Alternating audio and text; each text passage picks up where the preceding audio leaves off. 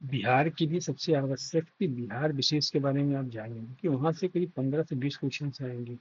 उन 20 क्वेश्चन को क्लियर करने के लिए कैसे पढ़ा जाए, कहाँ से पढ़ा जाए, इसका सबसे महत्वपूर्ण स्रोत जो मुझे लगा, जो मैंने पढ़ा है, वो है एडुरिया। एडुरिया की है एक बिहार समग्र किताब आती है, और इसी का जो है,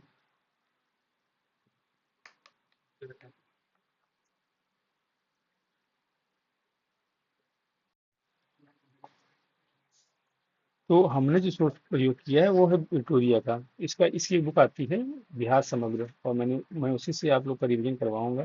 पहले आप इसको पढ़ लीजिए, तो उसके बाद में पीवाई क्यूज बना के एक्सप्लेन कर दिया करूंगा। तो इसको मैं पढ़ता रहूंगा, आपको समझाता रहूंगा। तो 12वीं शताब्दी में बौद्ध विहारों की बहुलता के कारण इस क्षेत्र का नाम बिहार पड़ा। बिहार वो होता है, जैसे कि पेन ले लेता हूँ फिर।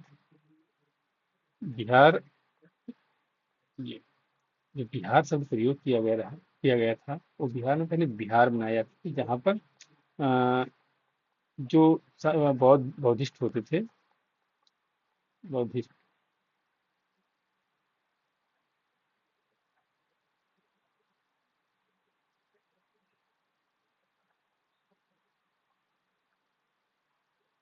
ठहरने के लिए, बाद में उन्हीं के आधार पर बिहार का नाम बिहार पड़ा। और बिहार का नाम बिहार पड़ा, तो इसीलिए इसका नाम बिहार पड़ा। और बौद्ध अनुयायियों के लिखा हुआ भी है, बौद्ध अनुयायियों के निवास के स्थान को बिहार कहा जाता था। इसमें बौद्ध भिक्षुओं का प्रार्थना स्थल चैत्य भी होता था। एक चैत्य होता था जहाँ पर बौद्ध भिक्षु प्रार्थना जाग करते थे, और एक बिहार जहाँ पर वो रुकते थे। नालंदा महाविद्यालय विक्रमशिला महाविहार एवं औदंतीपुर महाविहार बिहार में स्थित एक प्रमुख विहार थे। इन सभी के बारे में से नालंदा महाविहार, विक्रमशिला महाविहार, उदंती महाविहार, इस सब के बारे में मैं आगे एक्सप्लेन करूंगा अच्छे से। किसने बनवाया, कब बनवाया, क्या इसके उद्देश्य थे, कितने कमरे थे, सब कुछ आगे पूरा समग्र रूप से विवरण दिया जाएगा। सर्वप्रथम अरब मुस्लिम आक्रमणियों ने इन बिहारों को बिहार कहकर संबोधित किया। उसको पहले बिहार थे, अब है बिहार, संबोधित करना प्रारंभ किया। अब देख लेते हैं कि बिहार का अक्षांशीय देशांतरीय विस्तार कितना था। तो बिहार का जो अक्षांशीय विस्तार था, अक्षांशीय विस्तार ये होता है जो ऊपर और नीचे विस्तार होता है, जैसे कि ये और ये, इसको अक्षांशीय विस्तार कहते हैं। और जो लेफ्ट और राइट में होता है दाएं बाएं, इसको देशांतरीय विस्तार कहते हैं। तो अक्षांशीय विस्तार है 24 डिग्री 20 मिनट 10 सेकंड से लगा के 27 डिग्री 31 मिनट 15 सेकंड तक। और जो देशांतरीय विस्तार है वो है 83 डिग्री 19 मिनट 51 सेकंड से लगा के 88 डिग्री 17 मिनट 40 सेकंड तक। इसके अतिरिक्त ये, इसका एक्सप्लेनेशन ये वही यहाँ लिखा हुआ है। बिहार भारत के पूर्वी भाग में स्थित है, या आयताकार है। बिहार बिहार का नक्शा तो आप जानते ही हो, ये आयताकार है। इसी आधार पर इसको आयताकार कहा गया है। अगले पेज पे चलते हैं। अगला पेज है बिहार। यहाँ पर क्या है कि बिहार का नक्शा, एक बार नक्शे का अवलोकन आप अच्छे से कर लेंगे कि एक बार नक्शा अगर आपके दिमाग में आ गया कि किस मंडल में आता है। ये पूर्णिया मंडल है। जैसे ये पूर्णिया मंडल, इस सब किशनगंज में पूर्णिया इधर मंडल हो गया। ये इतने मंडल हैं, इनको अच्छे से याद कर लेंगे। मंडल अगर अच्छे से याद हो गए, तो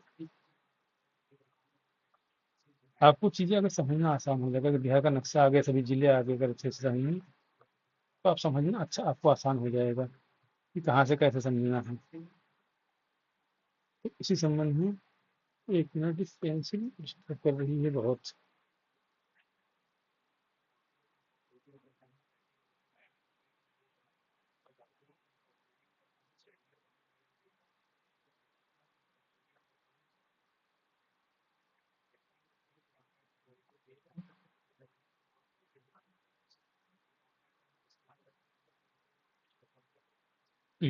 आप सेकंड सही है, ठीक है। अब लिखना अपना भी आसान हो जाएगा। धीरे धीरे।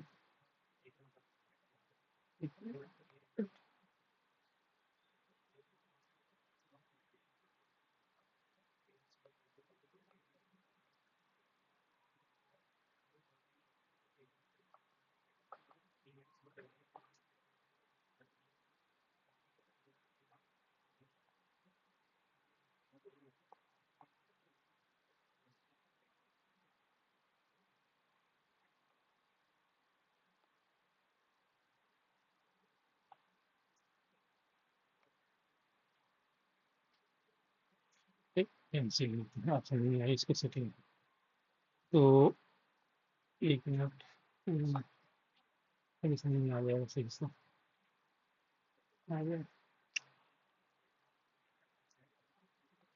चलिए पेंसिल भी चल रही है हमारी। कलर चेंज कर लेते हैं। ये ये कलर चेंज कर इसको ताकि दिखे साफ साफ। अब ये हम एक बार मैप अच्छे समझ लेंगे, जैसे कि जो सारण है, मंडल है, प्रमंडल है, और इसमें जिलों की संख्या कितनी है? 3। मुख्यालय कहाँ है इसका? छपरा में। ठीक, तो सारण कहाँ पड़ता है? यहाँ। और इसमें सारण कौन? सारण है, सिवान है और गोपालगंज है। जो सारण प्रमंडल है उसमें 3 जिले शामिल हैं, सिवान, गोपालगंज और सारण। मतलब ये एक प्रमंडल को संबोधित करता है ऐसे करके, लेकिन 9 प्रमंडल हैं। ठीक, अगला क्या है? त्रिभुज। त्रिभुज कहाँ है? पूर्वी चंपारण में। इसमें कितने? 6 जिले शामिल हैं। इसका मुख्यालय कहाँ है? मुजफ्फरपुर में। और इसमें कौन कौन से हैं? पश्चिमी चंपारण, पूर्वी चंपारण, मुजफ्फरपुर, वैशाली, सीतामढ़ी और शिवहर। तीसरा क्या है? दरभंगा। इसमें कितने जिले हैं? 3। दरभंगा कहाँ है? ये ये प्रमंडल है एक, 3 जिलों का।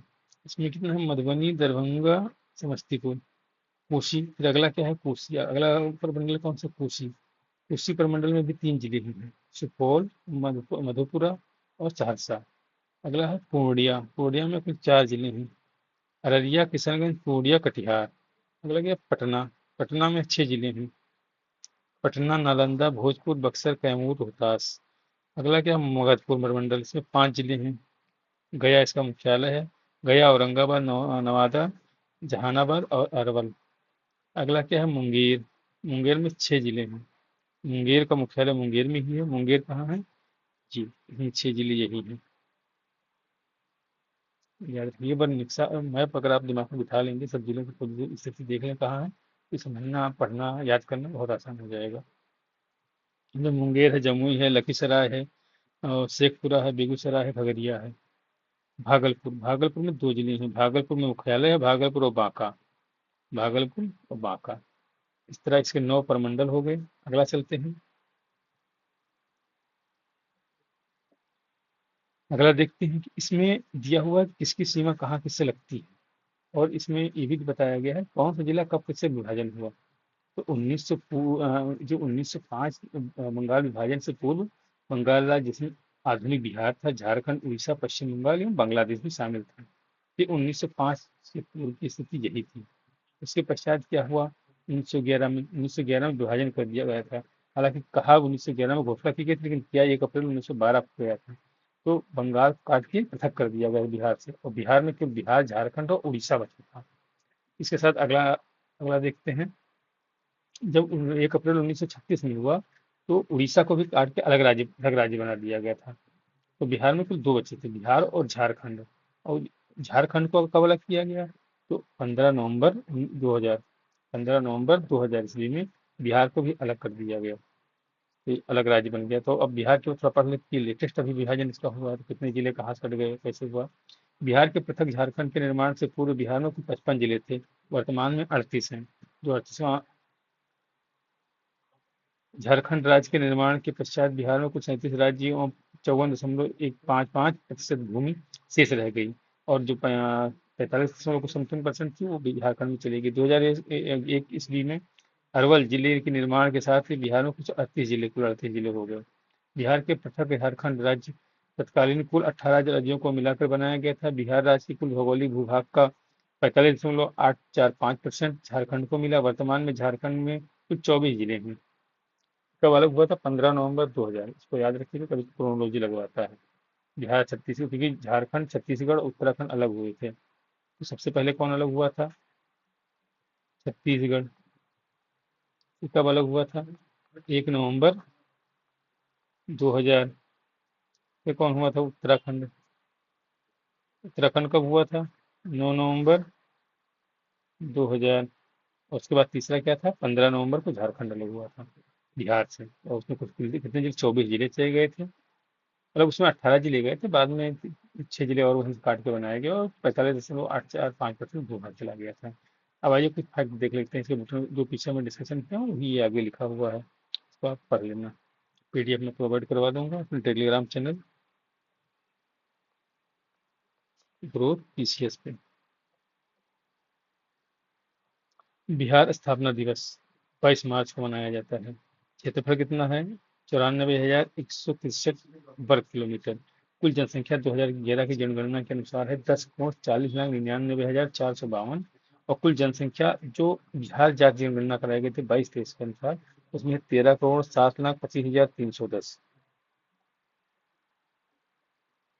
अगला है लंबाई इसकी कितनी है? उत्तर से दक्षिण में 345 किलोमीटर। चौड़ाई कितनी है? पूर्व से पश्चिम में 483 किलोमीटर। हालांकि जो लंबा ज़्यादा होता है उसको लंबाई बोलते हैं, जो कम लंबा होता है उसको चौड़ाई बोलते हैं। हालांकि यहाँ पर अलग है, जैसा है हम लोग को वैसे ही पढ़ना है। और समुद्र तल से ऊंचाई कितनी? 173 फीट। समुद्र तल से ऊंचाई कैसे नापते हैं? ये बहुत लोग के दिमाग में क्वेश्चन होता है, तो ये मैं समझा देता हूँ आपको।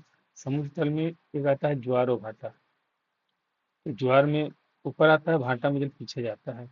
इस जल ऊपर आया फिर थोड़ा पीछे गया, तो इसके मध्य की एक रेखा बनाई जाती है, ये होता है समुद्र तल। इससे आप भूखंड कितना ऊंचे है इस ऊंचाई को बोलते हैं समुद्र तल।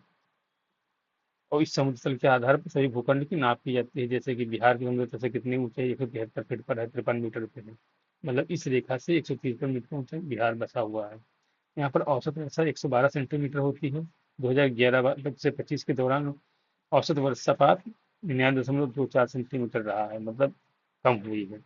भारत के कुल क्षेत्रफल का 2.86% भाग है कौन? बिहार। भारत का 12वां बड़ा राज्य है बिहार क्षेत्रफल के अनुसार। भारत का तीसरा सबसे बड़ा राज्य है जनसंख्या के अनुसार। पहले दो कौन से हैं? पहला है उत्तर प्रदेश और हिमालय पूर्व बुझले वाले। फिर कौन सा है? पश्चिम बंगाल। नहीं नहीं, पश्चिम बंगाल नहीं है, महाराष्ट्र है। फिर कौन सा है? बिहार है। लेकिन यही यदि आ गया कि जनसंख्या घनत्व के अनुसार, तो पहला बिहार हो जाएगा, फिर पश्चिम बंगाल हो जाएगा, फिर ये आएगा राज्यों में उत्तर प्रदेश आएगा। पर मंडल कितने हैं? 9। जिला के कितने हैं? 38। 38वां जिला कौन सा बनाया गया था? अरवल। अनुमंडल कितने हैं? 101। प्रखंड कितने हैं? 514, 534। पंचायत कितनी है? 8,056। नगर निगम कितने हैं? 19। 19वां नगर निगम सहरसा को बनाया गया था। नगर परिषद कितने हैं? 89। नगर पंचायत कितने हैं? 156। पुलिस जिला कितने हैं? पुलिस जिला कितने हैं? 44। तो वैसे कितने जिले हैं? 4। 40 पुलिस जिला तथा 4 रेलवे पुलिस जिला है, रेल पुलिस जिला।